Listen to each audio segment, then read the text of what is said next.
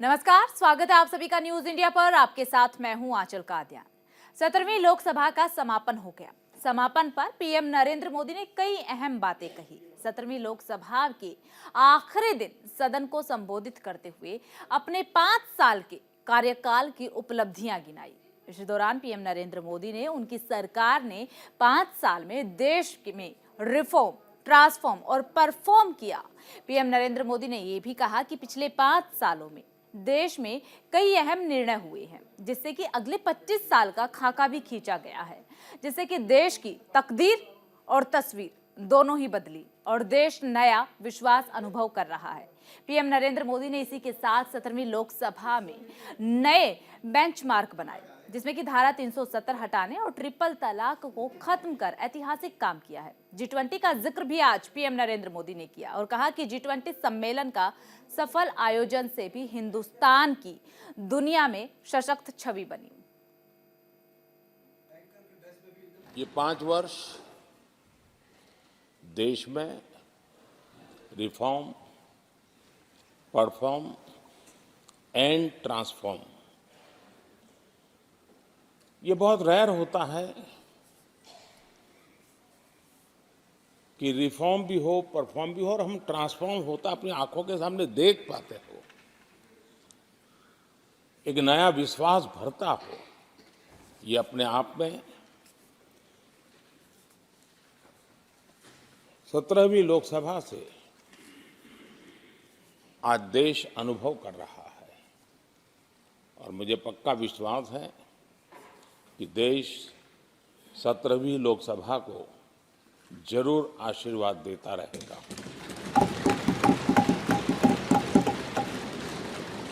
इन सारी प्रक्रियाओं में सदन के सभी माननीय सदस्यों का बहुत महत्वपूर्ण रोल रहा है, महत्वपूर्ण भूमिका रही है और ये समय है कि मैं सभी माननीय सांसदों का इस गृह के नेता के नाते भी और आप सबके एक साथी के नाते भी आप सबका अभिनंदन करता हूं। इस सदी का सबसे बड़ा संकट पूरी मानव जात ने झेला।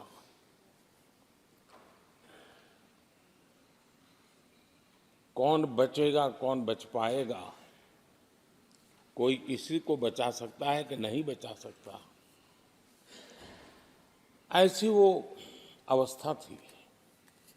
ऐसे में सदन में आना, ये भी अपना घर छोड़ के निकलना, ये भी संकट का काल था। इसके बाद भी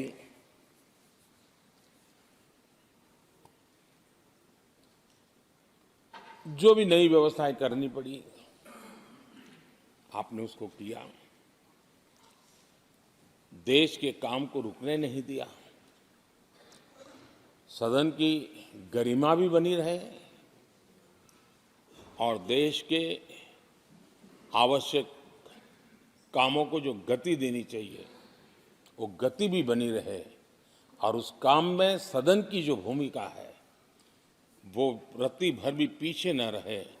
इसको आपने बड़ी कुशलता के साथ संभाला और दुनिया के लिए एक उदाहरण के रूप में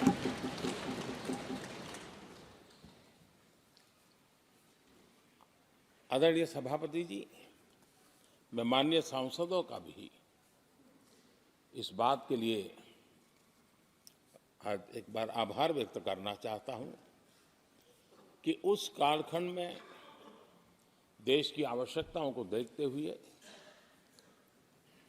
सांसद निधि छोड़ने का प्रस्ताव माननीय सांसदों के सामने रखा और एक पल के विलंब के बिना सभी माननीय सांसदों ने सांसद निधि से मुक्त। इतना ही नहीं, एक देशवासियों को पॉजिटिव मैसेज देने के लिए अपने आचरण से समाज को एक विश्वास देने के लिए सांसदों ने अपनी सैलरी में से 30% कटौती का निर्णय सबने खुद ने किया, ताकि देश को भी विश्वास हुआ कि ये सबसे पहले छोड़ने वाले लोग हैं। और आदरणीय सभापति जी, हम सभी सांसद बिना कारण साल में 2 बार हिंदुस्तान के मीडिया के किसी न किसी कोने में गाली खाते रहते थे कि ये सांसदों को इतना मिलता है और कैंटीन में इतने में खाते हैं, बाहर इतने में मिलता है, कैंटीन में इतने में मिलता है, बाहर यानी पता नहीं बाहर नोट लिए जाते थे। आपने निर्णय किया सबके लिए समान रेट होंगे कैंटीन में, और सांसदों ने कभी भी विरोध नहीं किया, शिकायत भी नहीं की। और सभी सांसदों की बिना कारण इतनी फजेद करने वाले लोग मजे लेते थे, उससे हम सबको आपने बचा लिया। इसके लिए भी मैं आपका आभार व्यक्त करता हूँ। कई लोकसभा के चाहे 17वीं हो, 16वीं हो, 15वीं हो, संसद का नया भवन होना चाहिए, इसकी चर्चा सबने की, सामूहिक रूप से की, एक स्वर से की, लेकिन निर्णय नहीं होता था। ये आपका नेतृत्व है जिसने निर्णय किया, चीज़ों को आगे बढ़ाया, सरकार के साथ अनेक मीटिंगें की, और उसी का परिणाम है कि आज देश को ये नया संसद भवन प्राप्त हुआ है। आदरणीय सभापति जी, एक संसद के नए भवन में एक विरासत का अंश और जो आजादी की पहली पल थी उसको जीवंत रखने का हमेशा हमेशा हमारे मार्गदर्शक रूप में ये सेंगोल को यहाँ स्थापित करने का काम, और अब प्रतिवर्ष उसको सेरेमोनियल इवेंट के रूप में उसको हिस्सा बनाने का एक बहुत बड़ा काम आपके नेतृत्व में हुआ है। ये भी सही है कि इस कालखंड में G20 की अध्यक्षता का भारत को मिली। भारत को बहुत सम्मान मिला। देश के हर राज्य ने अपने अपने तरीके से विश्व के सामने भारत का सामर्थ्य और अपने राज्य की पहचान बखूबी प्रस्तुत की, जिसका प्रभाव आज भी विश्व के मन पर है। आपके नेतृत्व में G20 की तरह P20 का जो सम्मेलन हुआ और विश्व के अनेक देशों के स्पीकर्स यहाँ आए, और मदर ऑफ डेमोक्रेसी भारत किस महान परंपरा को लेकर के, किस डेमोक्रेटिक वैल्यूज को लेकर के सदियों से हम आगे बढ़े हैं। व्यवस्थाएं बदली होगी, लेकिन डेमोक्रेटिक मन भारत का हमेशा बना रहा है। उस बात को आपने विश्व के स्पीकर्स के सामने बखूबी प्रस्तुत की, और भारत को लोकतांत्रिक व्यवस्थाओं में भी एक प्रतिष्ठा प्राप्त कराने का काम आपके नेतृत्व में हुआ।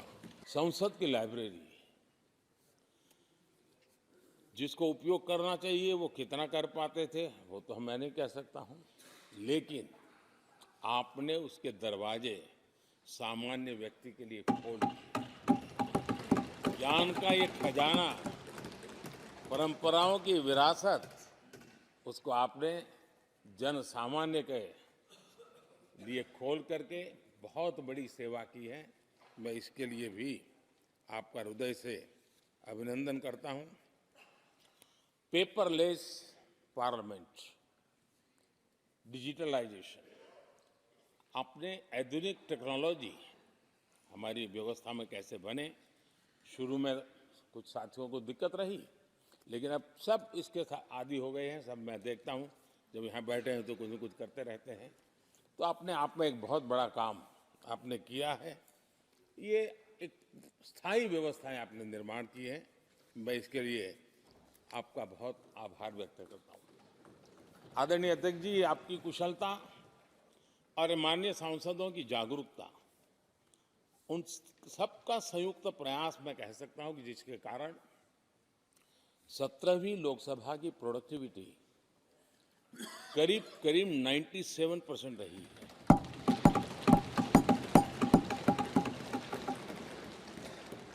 97% प्रोडक्टिविटी अपने आप में प्रसन्नता का विषय है, लेकिन मुझे विश्वास है कि आज जब 17वीं लोकसभा की हम समाप्ति की तरफ बढ़ रहे हैं, तब एक संकल्प लेकर के 18वीं लोकसभा प्रारंभ होगी कि हम हमेशा 100% से ज़्यादा प्रोडक्टिव वाली हमारी कार्यवाही करेंगे। अनेक पीढ़ियों ने एक संविधान इसके लिए सपना देखा था, लेकिन हर पल उस संविधान में एक दरार दिखाई देती थी, एक खाई नजर आती थी, एक रुकावट चुभती थी। लेकिन इसी सदन ने धारा 360 आर्टिकल 370 हटा करके संविधान के पूर्ण रूप को, उसके पूर्ण प्रकाश के साथ उसका प्रकटीकरण हुआ। और मैं मानता हूं जब संविधान के 75 वर्ष हुए हैं, जिन जिन महापुरुषों ने संविधान को बनाया है, उनकी आत्मा जहां भी होगी जरूर हमें आशीर्वाद देते होंगे ये काम हमने पूरा किया।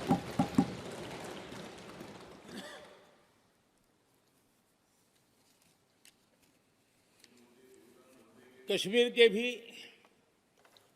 जम्मू कश्मीर के लोगों को सामाजिक न्याय से वंचित रखा गया था। आज हमें संतोष है कि सामाजिक न्याय का जो हमारा कमिटमेंट है वो हमारे जम्मू कश्मीर के भाई बहनों को भी पहुंचा करके हम आज एक संतोष की अनुभूति कर रहे हैं। आतंकवाद नासूर बनके देश के सीने पर गोलियां चलाता रहता था। मां भारती की धरा आए दिन रक्त रंजित हो जाती थी। देश के अनेक वीर होनहार लोग आतंकवाद के कारण बलि चढ़ जाते थे। हमने आतंकवाद के विरुद्ध सख्त कानून बनाए, इसी सदन ने बनाए। मुझे पक्का विश्वास है कि उसके कारण जो लोग ऐसी समस्याओं का लिए जूझते हैं, उनको एक बल मिला है, मानसिक रूप के उनका कॉन्फिडेंस बढ़ा है, और भारत को पूर्ण रूप से आतंकवाद से मुक्ति का उसमें एक एहसास हो रहा है, और वो सपना भी सिद्ध होके रहेगा।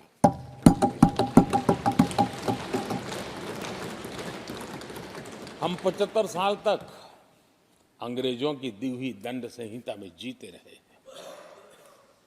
हम गर्व से कहेंगे देश को, नई पीढ़ी को कहेंगे, आप अपने पोते पोती को कह सकेंगे गर्व से कि देश 75 साल भले दंड संहिता में जिया, लेकिन अब आने वाली पीढ़ी न्याय संहिता में जिएगी। संविधान सदन जिसको कहते हैं, जो पुरानी संसद, जिसमें महापुरुषों के जन्म जयंती निमित्त उनकी प्रतिमा को पुष्प चढ़ाने के लिए हम लोग एकत्र आते हैं, लेकिन वो एक 10 मिनट का इवेंट होता था और चले जाते थे। आपने देश भर में इन महापुरुषों के लिए वक्तृत्व स्पर्धा, निबंध स्पर्धा का एक अभियान चलाया। उसमें से जो बेस्ट ऑरेटर होते थे और बेस्ट एसेज होते थे, हर राज्य से 2-2 बालक उस दिन दिल्ली आते थे, और उस महापुरुष की जन्म जयंती के समय, पुष्प वर्षा के समय वो मौजूद रहते थे, देश के नेताओं को, और बाद में वो पूरा दिन भर रह करके उस पर अपना व्याख्यान देते थे। वे दिल्ली के अन्य स्थान पर जाते थे, वो सांसद की गतिविधियों को समझते थे। 17वीं लोकसभा के पहले सत्र में दोनों सदन ने 30 विधेयक पारित किए थे। ये अपने आप में रिकॉर्ड है।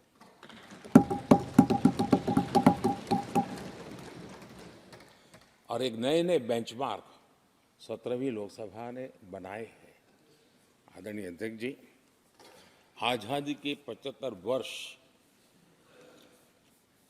पूरा होने का उत्सव हम सबको कितना बड़ा सौभाग्य मिला कि ऐसे अवसर पर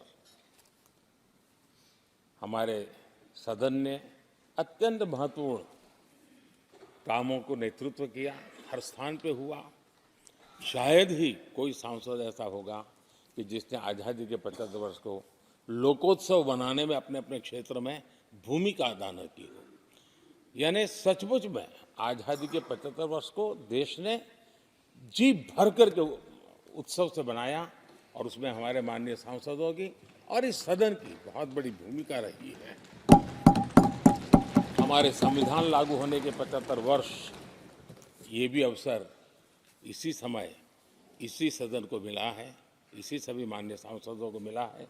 और संविधान की जो भी जिम्मेवारियां उसकी शुरुआत यहाँ से होती है और उनके साथ ही जुड़ना ये अपने आप में बहुत बड़ी प्रेरक है। आदरणीय अध्यक्ष जी,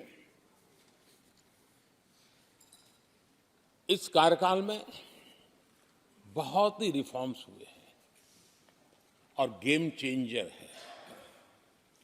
21वीं सदी के भारत की मजबूत नींव उन सारी बातों में नजर आती है। एक बड़े बदलाव की तरफ तेज गति से देश आगे बढ़ा है और इसमें भी सदन के सभी साथियों ने बहुत ही उत्तम मार्गदर्शन किया है, अपनी हिस्सेदारी जताई है और देश,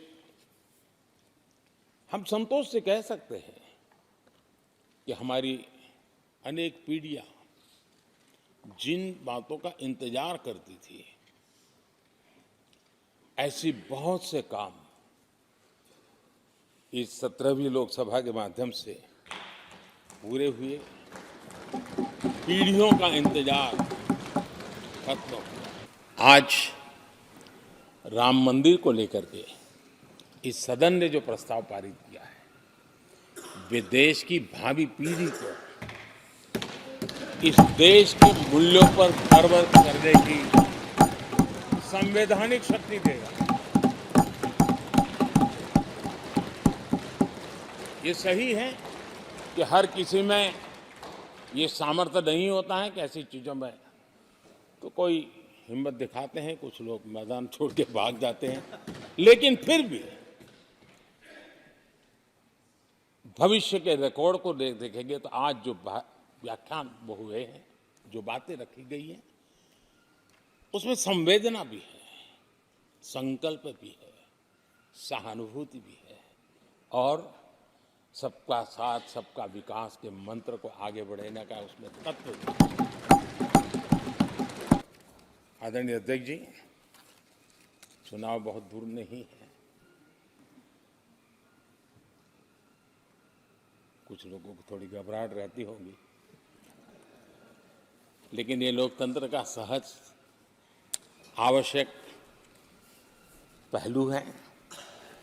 हम सब उसको गर्व से स्वीकार करते हैं और मुझे विश्वास है कि हमारे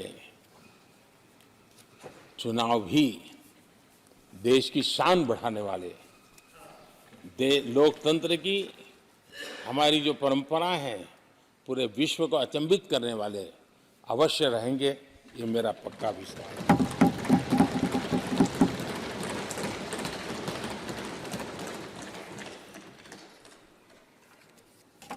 आदरणीय अध्यक्ष जी, मैं सभी माननीय सांसदों का जो सहयोग मिला है, जो निर्णय हम कर पाए हैं, और कभी कभी हमले भी इतने मजेदार हुए हैं कि हमारे भीतर की शक्ति भी खिल करके निकली है।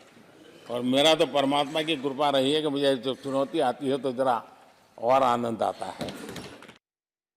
और फिलहाल इस बुलेटिन में सिर्फ इतना ही। बाकी तमाम बड़ी खबरों के लिए बने रहिए न्यूज़ इंडिया के साथ।